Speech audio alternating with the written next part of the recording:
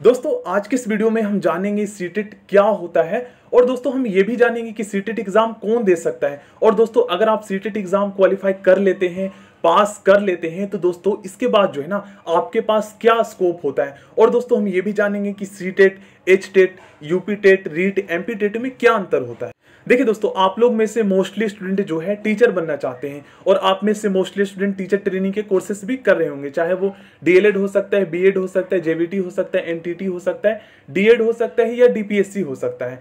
तो दोस्तों अगर जब आप डीएलएड कोर्स कंप्लीट कर लेते हैं तो उसके बाद दोस्तों आपको जो है ना 2 इयर्स का जो आपने टीचर ट्रेनिंग के फील्ड में जो आपने कोर्स किया है उसके बाद आपको 2 इयर्स का जो है डिप्लोमा सर्टिफिकेट मिलता है कोर्स को कंप्लीट करने के बाद। तो दोस्तों उसके बाद जो है ना आपको जो है एक एग्जाम भी पास करना होता है, उसे हम सीटेट के नाम से जानते हैं। क्योंकि दोस्तों मान लीजिए कि दिल्ली में जो है ना कोई टीचर की जो है कोई वैकेंसीज निकलती है प्राइमरी टीचर के लिए, तो दोस्तों वहां पर अगर आप अप्लाई करना चाहते हैं तो वहां पर जो है ना जो आपके पास जो डिप्लोमा का सर्टिफिकेट है उसके आधार पे आप फॉर्म फिल नहीं कर सकते। वहां पर आपके पास दोस्तों कम से कम जो है ना सीटेट का पेपर 1 जो है क्वालिफाई होना चाहिए। ये मिनिमम मतलब क्वालिफिकेशन जो है अब मांगा जाता है।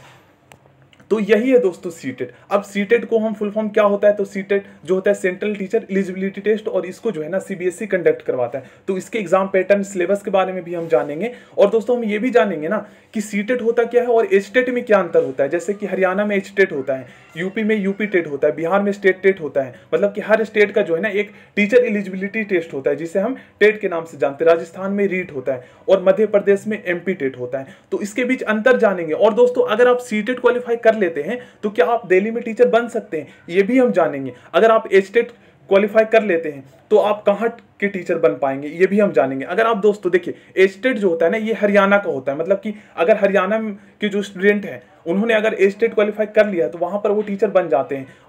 और सीटेट अगर आपने क्वालिफाई किया है तो क्या आप हरियाणा में टीचर बन पाएंगे, ये भी हम जानेंगे। और दोस्तों हम दिल्ली में भी जानेंगे कि अगर आप मान लीजिए बिहार से हैं और आप दोस्तों सीटेट एग्जाम क्वालिफाई कर लेते हैं तो क्या आप दिल्ली में टीचर बन पाएंगे। क्या DSSB की जो वैकेंसी निकलती है प्राइमरी टीचर ट्रेनिंग के लिए, प्राइमरी टीचर के लिए, तो क्या यहाँ पे आप फॉर्म फिल कर सकते हैं या नहीं कर सकते, ये भी हम जानेंगे।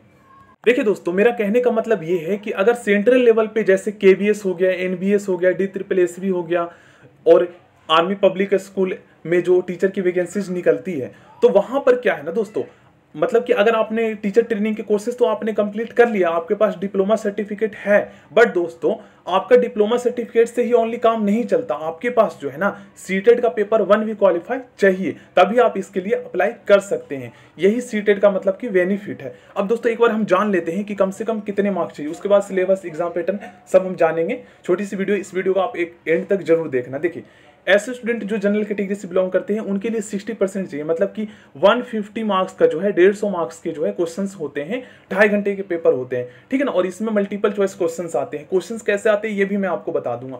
8 लेवल तक के आते हैं, बहुत ही ईजी होते हैं। DElEd first year and DElEd second year में जो आप पढ़ते हैं उसमें से 70% क्वेश्चंस बनते हैं। बाकी आपका जो है क्लास 8 तक के जो एनसीईआरटी की जो बुक्स हैं उसी में से क्वेश्चंस आते हैं, ठीक है ना। तो दोस्तों अगर आप जनरल कैटेगरी से बिलोंग करते हैं तो आपके जो है 60% मार्क्स चाहिए, मतलब कि 90 मार्क्स। अब दोस्तों देखिए जो ओबीसी और रिजर्व कैटेगरी से बिलोंग करते हैं तो उनके लिए जो है ना 55% मार्क्स रखा गया है मिनिमम। अगर आप इतने मार्क्स ले आते हैं तो आप क्वालिफाई कर लेते हैं सीटेट पेपर 1। तो सीटेट पेपर 1 कौन दे सकता है, सबसे पहले हम ये जानते हैं। तो देखिए दोस्तों अगर आप डीएलएड कोर्स कर रहे हैं, डीएलएड जेबीटी जो है एक ही है। एक्चुअली दोस्तों हरियाणा में हम जेबीटी के नाम से जानते हैं और बिहार, दिल्ली में कई स्टेट में जो है हम डीएलएड के नाम से जानते हैं, ठीक है ना। इसमें कोई अंतर नहीं है, ये एक प्राइमरी टीचर ट्रेनिंग का कोर्सेस है, ठीक है ना। तो दोस्तों यहाँ पर हम जानते हैं कि सीटेट पेपर 1 कौन दे सकता है। तो देखिए दोस्तों ऐसे स्टूडेंट जो टीचर ट्रेनिंग के कोर्स कर रहा है या कर लिया है तो वो सीटेट पेपर 1 जो है मतलब कि दे सकता है, ठीक है ना। अब दोस्तों ये देखिए आपका सेशन सेम होना चाहिए, ठीक है ना। मतलब कि ऐसा नहीं है कि अगर आपने डीएलएड जो है मतलब कि बाद में किया है और उससे पहले जो है आपने सीटेट क्वालिफाई कर लिया है तो दोस्तों सेशन यहाँ पर आपका जो है ना सेम अगर होगा तो आपका जो है सीटेट का जो पेपर अगर आपने पास कर लिया तो वो वैलिड माना जाएगा। चाहे आपने कंप्लीट कर लिया तो उसके बाद कर लीजिए, या आप डीएलएड सेकेंड ईयर में तो भी आप फॉर्म फिल करके जो है इसके लिए अप्लाई कर सकते हैं। अगर आप पास कर लेते हैं तो यहाँ पर बेनिफिट ये है कि आपका टाइम बच जाता है, कहीं वैकेंसीज निकलती है तो इसके लिए जो है आप डायरेक्टली फॉर्म फिल कर सकते हैं। तो 150 मार्क्स के पेपर होते हैं, पेपर 1 सीटेट का, और इसमें 30 मार्क्स के हिंदी के क्वेश्चंस आते हैं। इन सभी के क्वेश्चंस पेपर दोस्तों मैं आपको एक बार जो है आपके साथ शेयर कर दूंगा, ठीक है ना। इससे आपको पता लग जाएगा कि कैसे क्वेश्चंस पूछे जाते हैं, ठीक है ना। पिछले साल के क्वेश्चन जो है मैं आपको आपके साथ शेयर करूंगा। इंग्लिश के 30 क्वेश्चंस आते हैं, 1-1 मार्क्स के होते हैं, मल्टीपल चॉइस जिसमें 4 ऑप्शन होते हैं। मैथ, चाइल्ड डेवलपमेंट आप DElEd first year second year में पढ़ेंगे, मैथमेटिक्स, उसके बाद ईवीएस, ठीक है ना। अब दोस्तों एक चीज आप ध्यान रखिए, हमेशा आपको बताया जाता है कि मैथ जो होता है ना, मैथ बहुत ही ज्यादा इंपॉर्टेंट है। मैथ के अलावा जो है ना गवर्नमेंट जॉब है ही नहीं मैथ के बिना। इसलिए इस चीज को ध्यान में आप लोग रखिए कि अगर आप टीचर ट्रेनिंग के कोर्सेज कर रहे हैं तो आप लोग जो है ना ट्राई कीजिए कि बेसिक से अपना मैथ के जो कंसेप्ट है आप लोग स्ट्रॉन्ग कीजिए अभी से। मैथ, इंग्लिश और ये चीजें बाकी चाइल्ड डेवलपमेंट, साइकोलॉजी, ये सब तो आप पढ़ेंगे ही।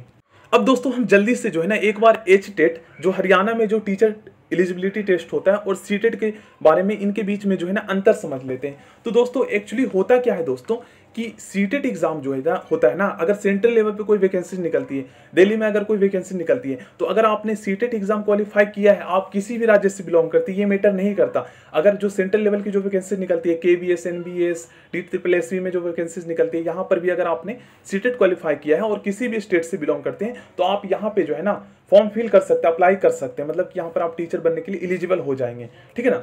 अब देखिए दोस्तों एचटेट में क्या अंतर है। तो एक्चुअली दोस्तों हुआ क्या था, देखिए सीटेट के अलावा जो भी आप यहाँ पर देख रहे हैं एचटेट, ये स्टेट लेवल का जो है ना टीचर एलिजिबिलिटी टेस्ट है। तो देखिए दोस्तों इसमें जो है ना मैं आपको मेन जो है डिफरेंस समझाता हूँ आपको। देखिए दोस्तों स्टेट टेट जो स्टेट का जो होता है टीचर एलिजिबिलिटी टेस्ट और जो सेंट्रल एलिजिबिलिटी टेस्ट जो होता है हमारा सीटेट, इसमें मैं आपको मेन अंतर समझाता हूं। देखिए एक्चुअली दोस्तों हरियाणा में क्या होता है ना, देखिए स्टेट का जो होता है ना, अगर मान लीजिए किसी स्टेट में अगर वैकेंसीज निकलती है, जैसे हरियाणा में मान लीजिए वैकेंसी निकलती है प्राइमरी टीचर की, तो वहां पर जिन्होंने एचटेट क्वालिफाई किया है ना वही इसके लिए जो है अप्लाई कर सकते हैं, सीटेट वाले नहीं। अब ऐसा क्यों दोस्तों, तो दोस्तों देखिए सीटेट तो मतलब कि ऑल इंडिया के स्टूडेंट सीटेट क्वालिफाई करते हैं, सो डेट कहीं मतलब कि एनबीएस सेंट्रल लेवल पे कोई वैकेंसी निकलती है प्राइमरी टीचर के लिए तो उसके लिए वो अप्लाई कर सके।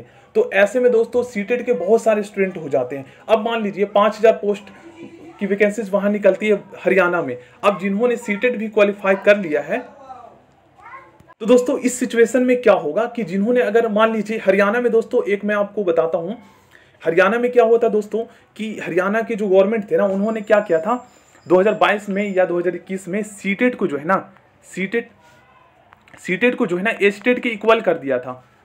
तो इसमें हुआ क्या था दोस्तों कि देखिए हरियाणा में जो स्टूडेंट थे जिन्होंने अपना एचटेट क्वालिफाई कर लिया था, तो उन्होंने जो है ना इसके विरुद्ध जो है ना विरोध किया। ऐसा क्यों किया दोस्तों, क्योंकि जो हरियाणा के जो स्टूडेंट थे, अब मान लीजिए सीटेट को जो है एचटेट के बराबर कर दिया जाए तो ऑल इंडिया में बहुत सारे स्टूडेंट ऐसे हैं जो सीटेट को पास कर रखे हैं, तो वो भी वहां पर फॉर्म फिल कर लेंगे, वो भी मतलब कि उस पोस्ट के लिए अप्लाई कर पाएंगे, हरियाणा में निकलेंगे जो वैकेंसी। तो इससे क्या होगा कि वहां पर कंपटीशन बढ़ जाएगा और हरियाणा के जो स्टूडेंट जिन्होंने एचटेट क्वालिफाई किया है तो उनका जो है वहां पर तो कंपटीशन बढ़ जाएगा।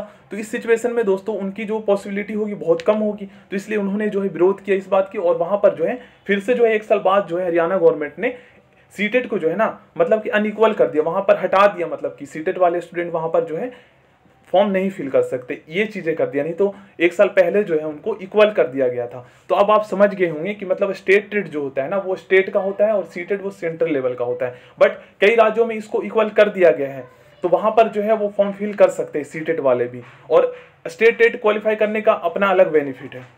देखिए यहां पर आप लोग जो है पढ़ सकते हैं। बाकी फ्रेंड्स आपको कुछ भी डाउट है तो आप लोग कमेंट बॉक्स में पूछ सकते हैं, और दोस्तों मैं आपके साथ नेक्स्ट वीडियो में जो है ना पिछले साल के सीटेट के जो है पेपर शेयर करूंगा, तो उस वीडियो को आप लोग जरूर देखना दोस्तों। इससे आपको पता लग पाएगा कि कैसे क्वेश्चंस जो है पूछे जाते हैं। मैथ के क्वेश्चंस हम देखेंगे, इंग्लिश के क्वेश्चंस देखेंगे, हिंदी के देखेंगे, चाइल्ड डेवलपमेंट के देखेंगे, ईवीएस के देखेंगे। So thank you friends, next video में मिलते हैं। कुछ भी डाउट है तो आप लोग कमेंट बॉक्स में पूछ सकते हैं।